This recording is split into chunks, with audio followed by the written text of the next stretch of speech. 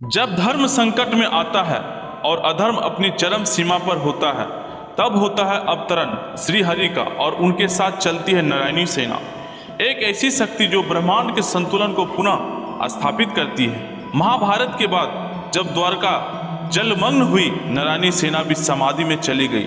लेकिन क्या ये अंत थी? मुख्य सेनापति सत्यव्रत कहते हैं, हे प्रभु, जब भी आवश्यकता होगी हम फिर लौटेंगे धर्म की रक्षा हेतु। 2025 की टीवी रिपोर्ट के अनुसार भारत और दुनिया के कई हिस्सों में रहस्यमयी घटनाएं घट रही हैं। प्राचीन प्रतीकों के साथ अनजान योद्धाओं के दर्शन हुए। क्या यह कोई पुराणिक चेतावनी है या विज्ञान से परे कोई शक्ति? एक युवक आर्यन जो पुरातत्वविद है, द्वारका के अवशेषों की खुदाई में एक दिव्य चिन्ह पाता है, श्री कृष्ण का सुदर्शन चक्र का चिन्ह। आर्यन और उसकी टीम एक गुफा में पहुंचती है जहां समय ठहरा हुआ प्रतीत होता है। वहां समाधि में बैठे योद्धा शारीरिक रूप से अमर नारायणी सेना के पूर्व सदस्य दिखाई देते हैं। वो सो नहीं रहे थे, वे प्रतीक्षा कर रहे थे एक ऐसे समय की जब कलयुग अपनी चरम सीमा पर होगा, जब अधर्म, अन्याय, भ्रष्टाचार और पाप ने समाज की आत्मा को निगल लिया होगा। देश में अराजकता फैली हुई है, राजनेता भ्रष्ट और धर्म के नाम पर युद्ध, पर्यावरण का विनाश, एआई और टेक्नोलॉजी का दुरुपयोग मानवता खो चुकी है।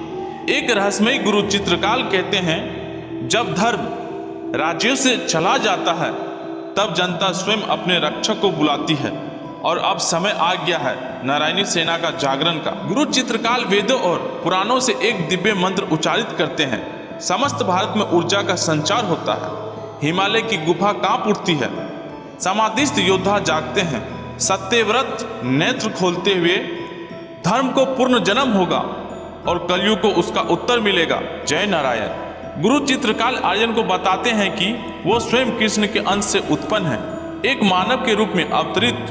गुरु चित्रकाल आर्यन को बताते हैं कि वो स्वयं कृष्ण के अंश से उत्पन्न है। गुरु चित्रकाल आर्यन को बताते हैं कि वो स्वयं कृष्ण के अंश से उत्पन्न है, एक मानव रूप में अवतरित दूत जो नारायणी सेना का नेतृत्व करेगा।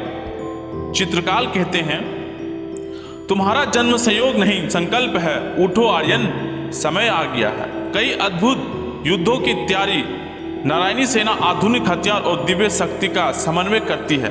उनकी लड़ाई सिर्फ शारीरिक नहीं, मानसिक और आत्मधिक भी है। यह युद्ध केवल अच्छाई और बुराई का नहीं, यह युद्ध स्मृति और विस्मृति का है।